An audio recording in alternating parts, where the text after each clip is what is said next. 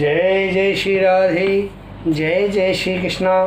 मित्रों, मैं महेश पाठक श्री धाम वृंदावन से आपकी सेवा में ज्योतिष की नई नई जानकारी लेकर के फिर उपस्थित हुआ हूँ। हमारा जो अभी ये अध्याय चल रहा है, ये चल रहा है कुंडली के जो भाव होते हैं, 12 भाव। इन 12 भावों में अगर ग्रह बैठते हैं तो उनका क्या फल होता है, आज आपके सामने हम वही विश्लेषण कर रहे हैं। ओम मंगलम भगवान विष्णु, मंगलम गरुड़ध्वज, मंगलम पुंडरीकाक्ष, मंगलाय तनो हरि। पहला भाव लग्न, द्वितीय भाव धन, तीसरा भाव सहज, चौथा भाव सुख, पांचवा भाव शुद्ध, छठवां भाव शत्रु का, सातवां भाव पत्नी का, आठवां भाव होता है आयु का या मृत्यु का। इसको मृत्यु भाव भी कहते हैं, आयु भाव भी कहते हैं। इसमें हमारी आयु कितनी होगी, मृत्यु कब होगी, कैसे होगी। और ये जो सबसे बड़ी बात है, ये भाव जो आध्यात्मिक ज्ञान का भाव भी है। ये जैसे किसी को वसीयत वगैरह किसी की मिलती है, गड़ा हुआ धन वगैरह मिलता है, इस भाव से हम उसको भी देखते हैं। बात करते हैं आपसे कि अष्टम भाव मृत्यु और आयु का भाव है, और इसमें मृत्यु आयु को हम कैसे देखते हैं, कौन सा ग्रह बैठेगा तो हमारे लिए क्या करेगा। तो सबसे पहले मैं आपको बताऊं कि हमारा जो चैनल है ज्योतिष सेवा वृंदावन, अगर आपने इसको सब्सक्राइब नहीं किया है तो आपसे हाथ जोड़ के विनती है कि हमारे इस चैनल को फटाफट आप सब्सक्राइब करें, ताकि हमारे आने वाले वीडियो आपको जल्दी से जल्दी प्राप्त हों। और हमारे वीडियो को लाइक करें और शेयर अवश्य करें। अब आपको बात करते हैं कि ये जो आयु भाव है, मृत्यु का भाव है, इस भाव में ग्रह बैठेंगे तो क्या करेंगे। सबसे पहले हम देखते हैं कि अगर इसमें सूर्य बैठता है तो वो हमें क्या प्रभाव देगा। निधन गत दिनेशे चंचलशागशील, किल बुधगण सेवी सर्वदा रोग युक्त है, मिति तथ बोल भाषी भागहीनो विशीलो, रति भेत कुचेलो नीच सेवी प्रवासी।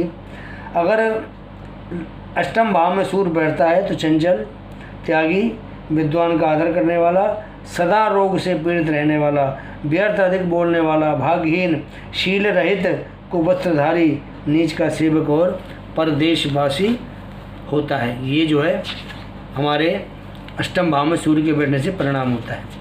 इसमें इसको क्रोधी बनता है, इसको असंतुलन होता है, दिमाग में बेचैन रहता है, दुखी रहता है, गलत काम करता है, और आर्थिक स्थिति इसकी बुरी होती है, सरकारी नौकरी में गड़बड़ होती है, परंतु दूसरों को ये चमकाता है। जिस किसी पर अपना हाथ रख देता है वही चमक जाता है और खुद गड्ढे में गिर जाता है। अगर चंद्रमा अष्टम भाव में बैठता है तो चंद्रमा क्या करेगा। यदि चंद्रमा अष्टम भाव में पाप राशि में हो तो शीघ्र मरण कारक है। यदि स्वग्रही हो या शुक्र या बुध या गुरु की राशि में हो तो श्वास का साथ रोग से दुख देता है। इसी प्रकार चंद्रमा बुद्धिमान बनाता है, स्त्री धन मिलता है, बुजुर्गों का धन मिलता है, जीवन बीमा का लाभ मिलता है, स्वास्थ्य इसका क्षीण रहता है, मानसिक स्थिति डावाडोल रहती है, घर में जल स्रोत खराब अथवा भरा गया बुरा प्रभाव इसके जरूर होता है। तो ये चंद्रमा देता है अष्टम भाव के अंदर। अब आपको बताते हैं कि अगर मंगल यहाँ बैठेगा तो मंगल क्या करेगा। मंगल पेट के ऊपरी भाग में रोग देता है, और ये जैसे ज्वर आता है, बुखार आता है, बुखार देता है, शराबी बनाता है, फसादी बनाता है। मंगलिक योग यहाँ भी बनता है। मैंने आपको बताया था यहाँ मंगल बैठेगा, यहाँ मंगलिक योग बनेगा, यहाँ मंगलिक योग है, यहाँ मंगलिक योग है, और यहाँ भी मांगलिक योग मंगल बनाता है।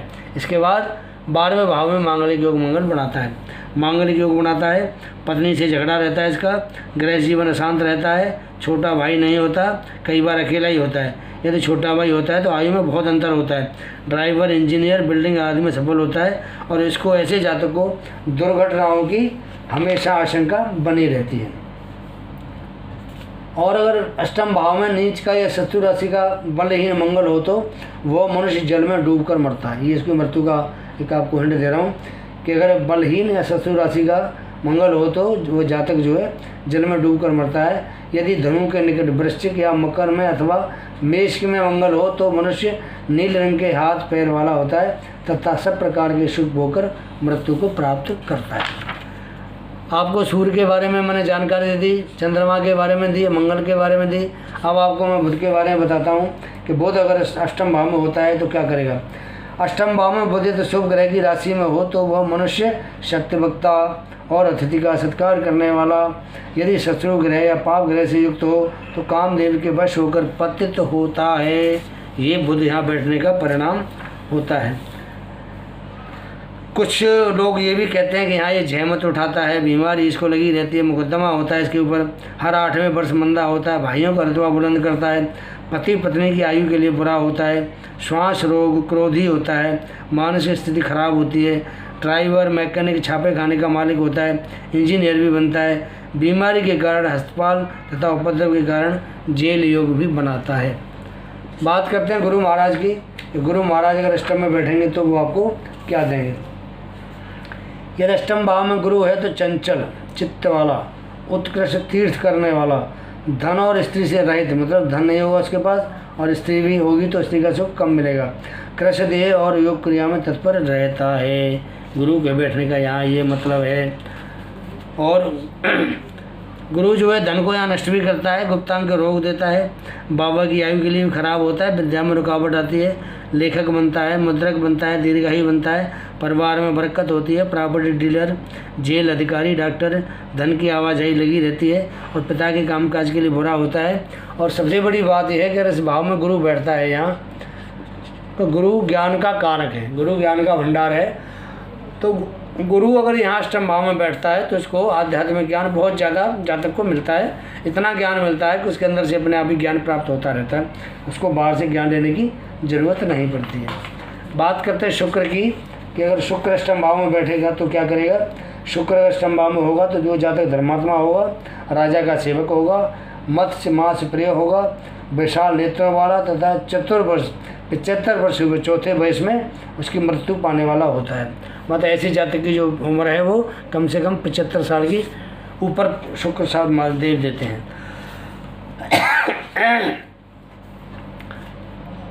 पत्नी इसको बुरे स्वभाव की मिलती है, धन इसका बर्बाद होता रहता है, स्त्री का स्वास्थ्य ठीक नहीं होता, चरम रोग इसको अवश्य मिलते हैं और अपना स्वास्थ्य भी इसका ठीक नहीं रहता, गुप्त जनन के इसको रोग होते रहते हैं, विदेश यात्रा जरूर करता है, अशांत और विवाह में इसके में विलम्ब होता है।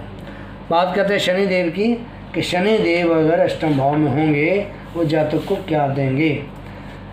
अगर अष्टम भाव में शनि है तो परदेश में जाकर के जो जातक है वो दुखी होता है, चोरी के अपराध में नीच के द्वारा मारा जाता है या नेत्र रोगी होता है। अष्टम में शनि बैठता है तो उसका ये परिणाम होता है।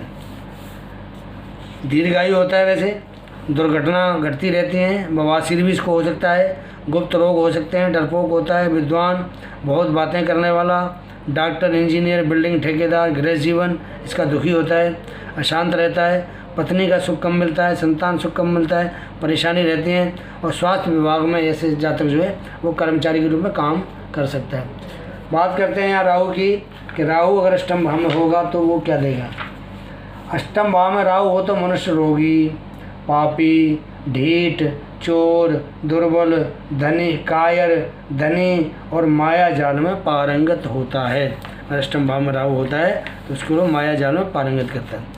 अष्टम भाव में राहु होता है तो अचानक दुर्घटना कराता है, जहमत एवं बीमारी देता है, दिमाग में गलत विचार आते हैं तथा उन विचारों से उसको नुकसान होता है, बातूनी होता है, गुप्त अंगों के रोग होते हैं, लंबे समय से उसको बीमारी लगी रहती है, चमड़ी पर स्याह और सफ़ेद, काले और सफ़ेद इसके दाग होते हैं। अगर यह राहु बैठता है तो आपको ये परिणाम देगा। अगर हम बात करते हैं केतु की तो केतु अष्टम भाव में बैठेगा तो बुरे विचार, परंतु दिमाग बहुत होगा, उसमें विचार बुरे आएंगे लेकिन दिमाग बहुत होता है। चतुर, संतान का सुख, संतान के लिए बुरा, दुर्घटना का योग बनता रहता है, यात्रा इच्छा के विरुद्ध होती है और हर 8वें वर्ष में बुरा प्रभाव ये जरूर देता है। इसको बवासीर का रोग भी हो सकता है। ऐसे जातक को वाहन से इसको डर भी रहता है, धन की अप्राप्ति होती रहती है। यदि केतु वृश्चिक का, कन्या का, मेष, वृष या मिथुन में हो तो धन का ये लाभ कराता है। तो मित्रों, मैंने आपके सामने आज आयु और मृत्यु भाव में जो ग्रह बैठते हैं और वो ग्रह आपको क्या फल देंगे इसके बारे में आपको पूरी जानकारी दी। ये हमारा वीडियो आपको कैसा लगता है इसके बारे में आप अपनी राय दें। लाइक या डिसलाइक हमारे वीडियो को ज़रूर करें ताकि हमें भी पता चले कि हमारे जो चाहने वाले हैं वो हमारे वीडियो कितना पसंद करते हैं। और मेरी आपसे गुजारिश है कि मेरा अगर चैनल आपने सब्सक्राइब नहीं किया है तो इसको फटाफट से आप सब्सक्राइब करें ताकि आने वाला वीडियो आपको जल्दी से जल्दी मिले।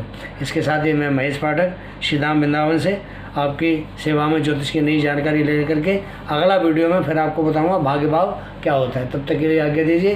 राधे कृष्ण राधे कृष्ण राधे कृष्ण।